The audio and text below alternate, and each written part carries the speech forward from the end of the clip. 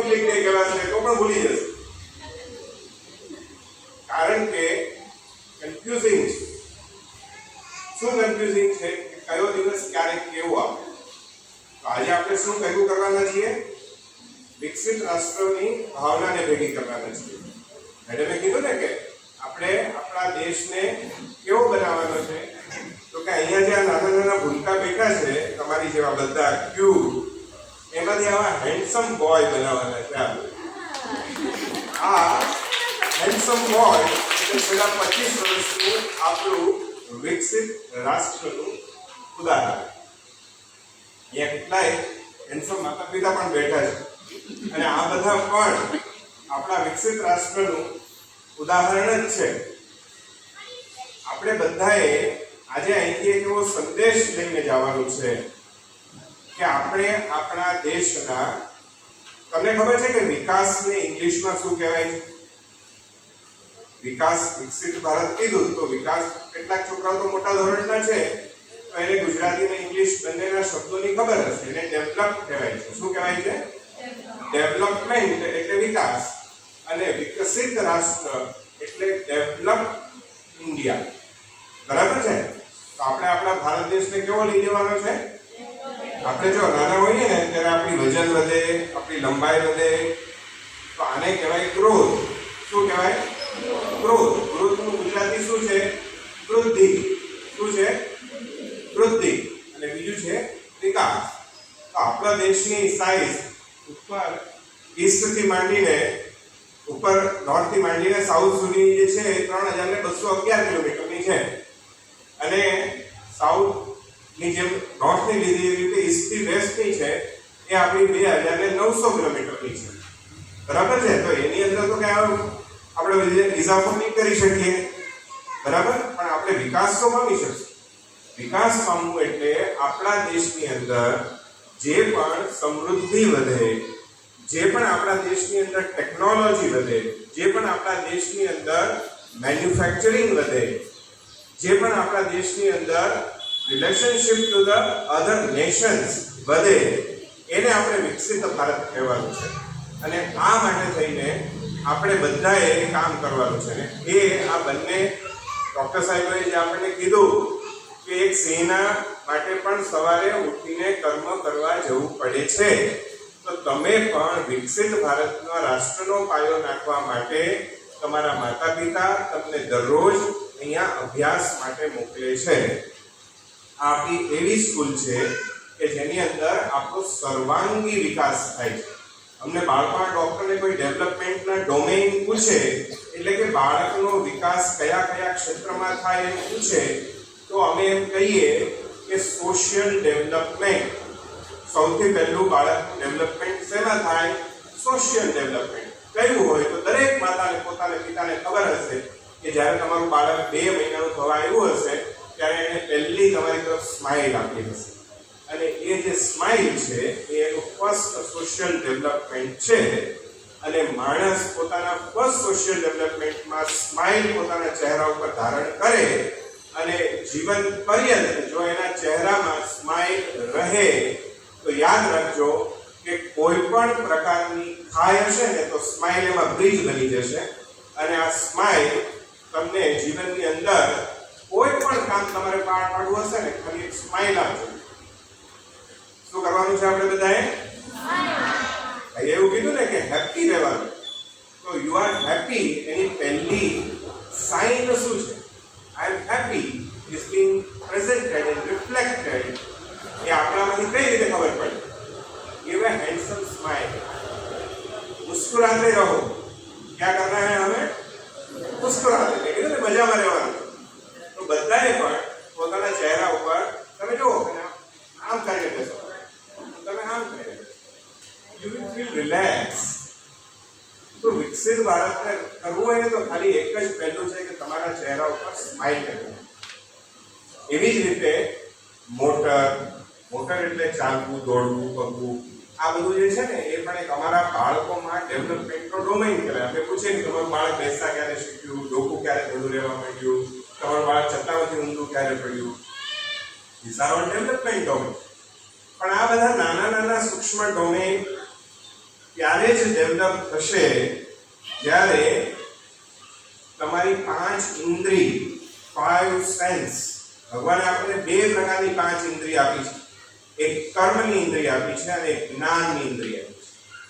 તો તમારી જે આ આંખથી તમે જુઓ છો, તમે નાકથી જે સૂંઘો છો, તમે જે ટેસ્ટ કરો છો, તમે જે સાંભળો છો અને તમે જે સ્પર્શો છો, when your 5 sense of smell, hearing, touch, taste, આ બધું જ પાવરફુલી તમે યુઝ કરશો એટલે તમારી જે 6th સેન્સ છે, જેને આપણે મન કે બુદ્ધિ કહીએ છીએ, એ વિકાસ પામશે. એટલે તમારે તમારા બાળકોને જો વિકસિત બનાવવા હોય અને અલ્ટિમેટલી વિકસિત રાષ્ટ્રની આપણે ભાવનાને સંપૂર્ણ કરવી હોય તો તમારી પોતાની 5 ઇન્દ્રિય સાથે તમારા બચ્ચાની 5 ઇન્દ્રિયને જોડીને રાખજો.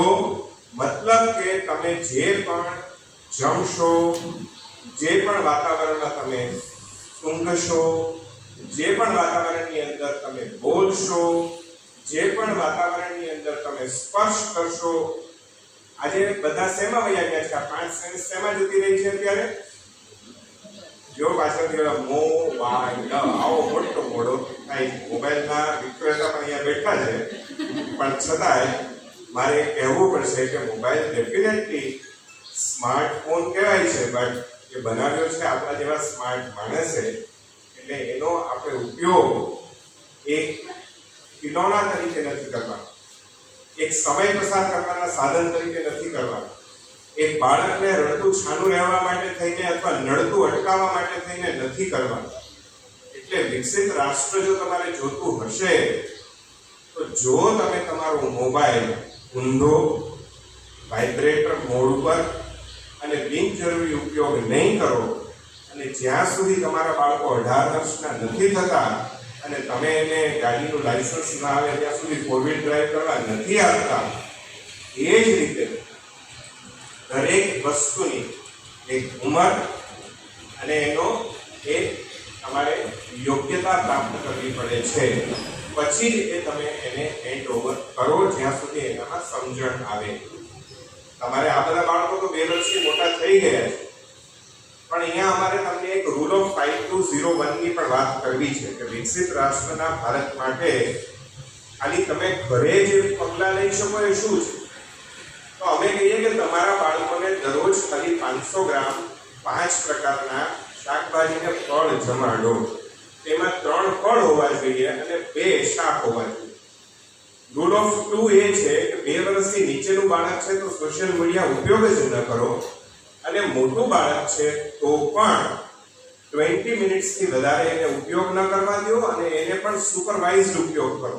એટલે કે તમારી હાજરી હોવી જોઈએ કે શું જોવે છે અને જે જોવે છે એની સત્યતા શું છે એના વિશે થઈને પણ તમે એને અવેર કરો કે આ ખરેખર તું જોવે છે, સાચું છે, ખોટું છે, ઇમેજિન છે, એક પ્રકારનું શું છે એના વિશે થઈને તમે એને જાણો. તમે બોલશો ને, યાદ રાખજો, તમને એવું થતું હશે કદાચ કે હું અહીંયા આટલી વાતો કરું છું, ઘરે જઈને છોકરાઓ તમને કહેવાના છે. યાદ રાખજો, જો તમે મોબાઈલ જોતા હશો ને એટલે આ બાળકો ભલે અત્યારે 7 વર્ષના કે 10 જ વર્ષના રહ્યા, પણ હ્યુમન બ્રેઇન અને હ્યુમન જે આપણું ભગવાને સરસ મજાનું મગજ આપ્યું છે એની અંદર એટલી જબરજસ્ત કેપેસિટી છે કે તમે જે બોલશો ને એ સૌથી વધારે જો કોઈના મગજમાં જશે ને તો એ બાળકોના મગજમાં જશે. આપણે એમ કહીએ છીએ ને કે ભાઈ ધ્યાનથી ચાલજે, ધ્યાનથી લખજે, જે કંઈ કામ કરે આપણું બાળકને આપણે શું કહીએ? ધ્યાનથી કરજે. એ ઓલરેડી ધ્યાનના સ્ટેજમાં જ છે. એ લોકોનું આંતરમન અને બાહ્યમન બંને અત્યારે ફૂલ રિસેપ્ટર મોડમાં છે. તમે જે પણ બોલશો એના મગજમાં ઉતરી જાઓ.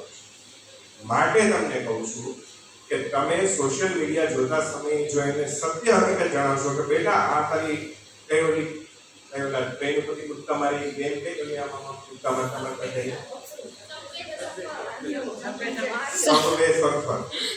એમાં કહેશો કે ભાઈ કઈ એક ટ્રેન પરથી બીજો કૂદકો મારી શકાય નહીં. આ તો ખોટું તમને રમતમાં આનંદ આવે એ માટે બતાવ્યું છે. પણ આજે ભાલો ફેંકે છે ને આપણો નીરજ ચોપડા, એ સાચું છે. આ બે વસ્તુનો તમે ડિફરન્સ બતાવશો ને તો પછી એને એમ થશે કે મારે આ ખોટી વાત નથી જોવી, મારે સાચો ભાલો જ ફેંકવા જવું છે, મારે સાચો કૂદકો જ મારવો છે. એટલા માટે થઈને જ આપણા મોદી સાહેબે આપણને ખેલ મહાકુંભ પણ આપ્યો છે કે તમારા બાળકો માત્ર સ્ટડી નહીં પણ રમત ગમતની અંદર, ફિઝિકલ એક્ટિવિટીની અંદર પણ આગળ હોય. તમારા બાળકો કલ્ચરલ એક્ટિવિટીમાં પણ આગળ હોય. વાંચે ગુજરાતનું પણ અભિયાન આવ્યું છે કે માત્ર અભ્યાસ પુસ્તકોનો નહીં, શિક્ષક જે ભણવાનું છે એના પુસ્તકોનો નહીં, પણ બીજા પુસ્તકો પણ એવા કેટલાક છે કે જેનું તમે વાંચન કરો. તમારા ઘરે કેટલા પુસ્તકો છે એના ઉપરથી તમે કેટલા રીચ છો આનો તમે એક માપદંડ રાખજો.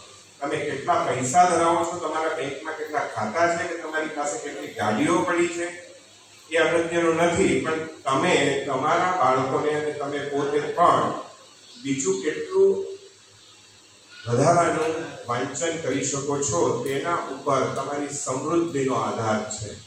સમૃદ્ધિ તો જ ટકી રહેશે કે જો તમારી પાસે આ બધી વસ્તુઓ હશે. એટલે વિકસિત ભારત માટે થઈને આપણે અહીંયા ઘણી બધી વાતો કરી શકીએ છીએ, પણ બાળકો નાના છે. તમે બધા પણ સવારના કોડમાં અહીંયા આવ્યા છો અને હું મારું ફાઇલિંગ કરે જાઓ એ યોગ્ય કહેવાય. એટલે સમરાઇઝ કરીએ, એમાંનો સૌથી અગત્યનો મુદ્દો છે કે બાળકો સાથે વાતચીત કરીએ, બાળકોને રોજ પૂછીએ, રોજ એના ચોપડા જોઈએ, રોજ એની વાતોને સાંભળીએ, રોજ એની જરૂરિયાતોને સમજીએ અને સાથે સાથે એને જરૂરી રોજની આપણા જીવનની જરૂરી સંસ્કૃતિની કે સંસ્કારોની જે પણ વાતો છે, જે પણ સૂચનાઓ છે તે આપતા રહીએ.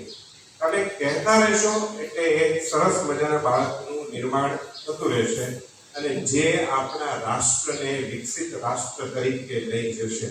અને આમાંનો દરેકે દરેક વ્યક્તિ આ માટે થઈને પૂરેપૂરો પ્રયત્નશીલ રહે એવી મારી ઈશ્વરને પ્રાર્થના છે. અને મને તુજમે રબ દિખતા હે એક જ જગ્યાએ મને ભગવાન દેખાય છે. પહેલો આમાં દેખાય છે કારણ કે હું બાળકોનો ડૉક્ટર છું, અને બીજો તમારામાં દેખાય છે કારણ કે તમે પૃથ્વી પરના પ્રથમ ભગવાન એટલે માતા અને પિતા છો. અને ત્રીજો અહીંયા દેખાય છે કારણ કે ભાઈએ કીધું એમ ગુરુ ગોવિંદ દોનો હોય, તો ગુરુ એ આપણો ત્રીજો ભગવાન છે. અહીંયા બધા જ તમે મારા માટે થઈને ઈશ્વર સમાન છો. અને તમને બધાને હું વંદન કરી મારું આ વક્તવ્ય અહીંયા વિરમું છું. Thank you very much.